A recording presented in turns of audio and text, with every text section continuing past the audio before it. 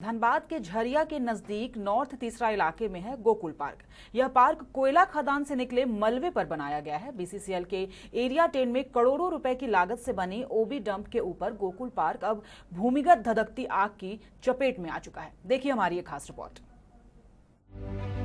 हवा में गैस की गंध, धुएं के गुब्बार, भूमिगत आग से दहकती जमीन, जलता कोयला, ऐसी ही है धनबाद के झरिया इलाके की भयावह तस्वीर। अत्यधिक प्रदूषित शहरों में शुमार झरिया के नजदीक नॉर्थ तीसरा इलाके में है गोकुल पार्क। 22 हेक्टेयर में फैले पार्क में 33,000 से अधिक पेड़ पौधे हैं। यहाँ की आबो हवा में गैस की कड़ी गंध का एहसास नहीं होता। हवा में फूलों की महक और लहलहाते पेड़ पौधे ऐसी नैसर्गिक आभा पेश करते हैं कि हर आने वाले का मन यहाँ खो जाता है। अब हैरानगी की बात भी जान ले, यह पार्क कोयला खदान से निकले मलबे पर बनाया गया है। बीसीसीएल के एरिया 10 में करोड़ों रुपए की लागत से बनी ओपी डंप के ऊपर गोकुल पार्क अब भूमिगत धधकती आग की चपेट में आ गया है। बीसीसीएल प्रबंधन की लापरवाही से पर्यटक स्थल के रूप में विकसित गोकुल पार्क अब वीराना हो गया है और इसकी हरियाली धीरे धीरे खत्म होती जा रही है। इस स्थिति को देख अब पार्क अपने मुख्य द्वार की ओर सैलानियों और रहनुमा के इंतजार में निगाहें बिछाए बैठा है। यह पार्क अपनी वीरानगी की दास्तान सुना रही है। चूल्हा जलाते हैं तो उसमें लकड़ी देते हैं ना जी, तभी न चूल्हा जलता है कोयला के माध्यम से। और आग ही लाके आप गिरा दे रहे हैं और उसमें कोयला का मान लीजिए मात्रा है तो आग तो लगेगा ही। वही कारण है पूरा आपका आग लगा हुआ है, सारे तरफ आग लगा हुआ है, जिसके चलते मान लीजिए कि जितना पेड़ पौधा है जब सारा देखिए सूखने का कगार पर है, सूख गई है। अब बरसात होगा तो इसका ऊपर वाला ही मालिक है पर्यावरण का। दूसरी मान लीजिए यहाँ का मैनेजमेंट है और सोर्सिंग कंपनी है। आग मान लीजिए उठा के वहां से आप प्रोडक्शन करके आप प्रोडक्शन दिखाने के चलते पूरा कंप्लीट आप आग को उठा के मान लीजिए फेंक दे रहे हैं, पार्क में ला के गिरा दे रहे हैं, तो आग कहाँ लगेगा? पार्क में तो ही लगेगा ना।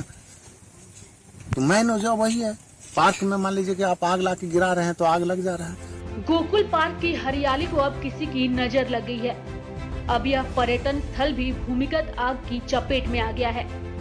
पार्क के अगल बगल हिस्से से गैस रिसाव होने शुरू हो गए हैं। इस गोकुल पार्क को इको रेस्टोरेशन के नाम से भी जानते हैं। गोकुल पार्क इसलिए खास है क्योंकि यह ओवरबर्डन पर है। ओवरबर्डन यानी कोयले खनन के दौरान निकले पत्थर, मिट्टी पर पेड़ पौधे उगाना एक कठिन टास्क था।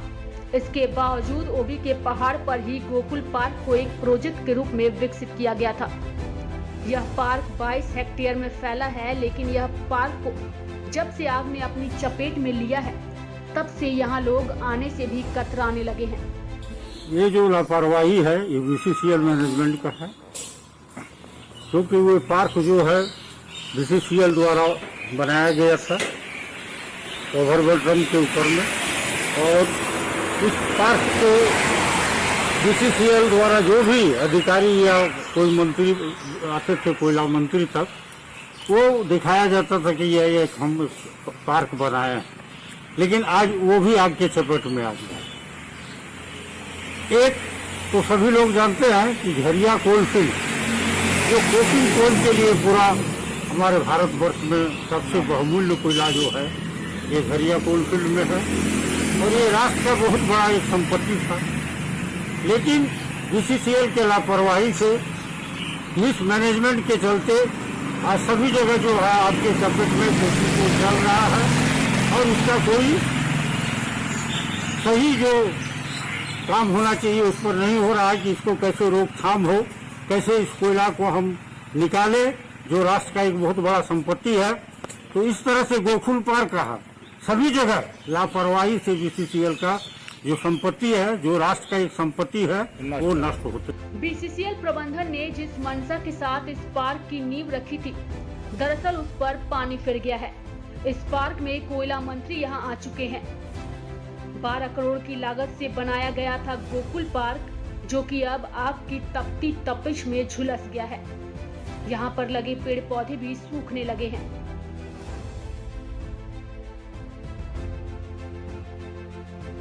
बहरहाल फायर प्रोजेक्ट के बीच गोकुल पार्क की हरियाली सूखने लगी है। जमीन के नीचे फैलती आग अब पार्क तक पहुंच चुकी है। आज भी वीरान अवस्था में खड़ा यह पार्क अपने सैलानियों के रहनुमा के इंतजार में उन रास्तों को निहार रही है कि कोई आए और उसकी हरियाली को बचा ले, ताकि फिर यह पहले की तरह गुलजार हो जाए। धनबाद से लाइव 7 के लिए विकास कुमार की रिपोर्ट।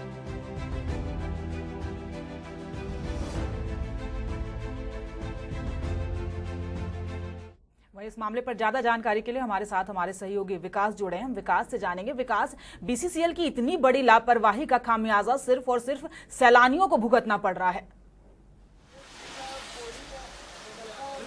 12 करोड़ से की लागत के बना ये पार्क आज वीराना अवस्था में अपनी सैलानियों का इंतजार कर रहा है, इस रहनुमा का भी इंतजार कर रहा है कि कोशिश को करे कि उसके जमीन के नीचे धधकती आग को बुझाए, ताकि ये पहले की तरह इस बार फिर से गुलजार हो सके।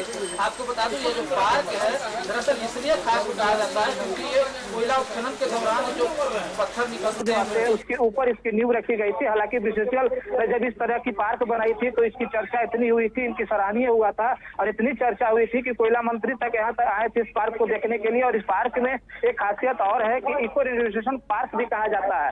हालांकि कुछ दिन पहले जब इसकी हाल ही फिलहाल में जब यहाँ से कोयला मंत्री जब दौरा करके जब गए थे, उस दौरान भी इस कोयला आग फैला हुआ था। लेकिन दरअसल ये आग लगने की जो कारण यह है कि ओबी डंप में जो डंप किया जाता है, कोयला उत्खनन के दौरान जब ओबी डंप किया जाता है तो वो आग को डंप किया कर दिया जाता है, जिसकी वजह से आग फैलता जा रहा है। और इसी ओबी के ऊपर ये पार्क की नींव रखी गई थी। तो कहीं ना कहीं कह सकते हैं कि आग के चपेट में बहुत पहले ही आ चुका था, लेकिन धीरे धीरे जैसे जैसे सैलानियों को पता चला कि वहां आग पहुंच चुका है, गैस रिसाव होने लगी है, तो उन लोगों के बीच एक खौफ का माहौल पैदा हो गया है और लोग यहां आने से कतराने लगे हैं। बिल्कुल विकास, लेकिन ये बहुत ही दुर्भाग्यपूर्ण है कि एक तरफ झारखंड सरकार ये चाहती है कि झारखंड पर्यटन स्थल के रूप में विकसित हो। ऐसे में गोकुल पार्क जाहिर सी बात है सैलानियों के लिए आकर्षण का केंद्र था, लेकिन जिस तरह से बीसीसीएल की लापरवाही सामने आई है, ऐसे में आखिर झारखंड पर्यटन स्थल के रूप में विकसित होगा तो कैसे होगा?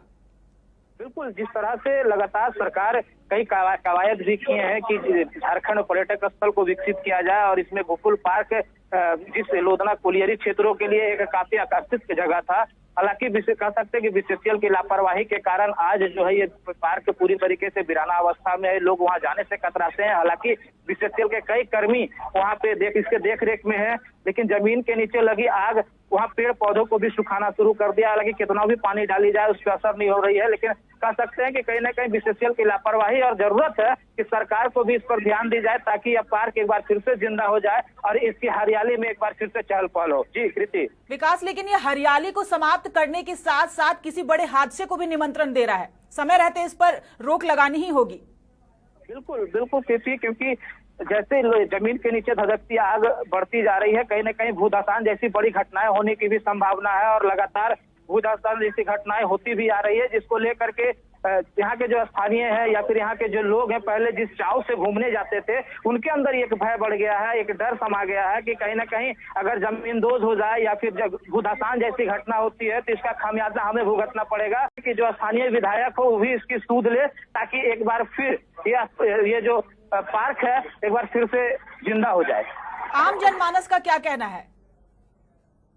आम जो जनता है वो जो सीधे तौर से आरोप बीसीसीएल पे लगा रहे हैं, क्योंकि बीसीसीएल जो है कोयला उत्खनन करने की होड़ में कहीं ना कहीं आग को वहाँ पे डंप कर रहे हैं और वो आग जो है धीरे धीरे फैलती जा रही है। वो खुद एक मौत को उसके ऊपर बरसा रही है। ओबी डंप के ऊपर कहीं ना कहीं आग को अगर डंप किया जा रहा है तो मौत को बरसाना है और लोग भी इसके चपेट में आ रहे हैं, क्योंकि धीरे धीरे आग फैलता जा रहा है। जो लोग अगल बगल रह रहे हैं वो भी उससे प्रभावित होंगे, तो कहीं ना कहीं लोगों का भी बीसीसीएल के प्रति खासा आक्रोश देखा जा रहा है। कृति, बिल्कुल विकास, हमसे जुड़ने के लिए आपका बहुत बहुत धन्यवाद। तो आपको बता दें कि गोकुल पार्क जो है उसके नीचे धधक रही है आग, कभी भी ये किसी बड़े हादसे को निमंत्रण दे सकता है, साथ ही साथ हरियाली पर भी उस पर असर पड़ रहा है।